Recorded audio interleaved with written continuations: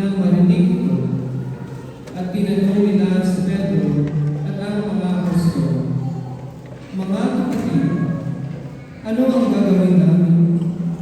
Sumagot si Pedro, "Pagsisihan ninyo tayo ang inyong mga kasalanan at magpabinyag kayo sa ngalan ni Jesucristo upang kayo'y patawarin. At ipinagkakaloob sa inyo ang Espiritu Santo, sapagkat ang pangako'y para sa inyo at sa inyong mga anak at sa lahat ng nasa malayo, sa bawat tatawagin ng Panginoong Diyos."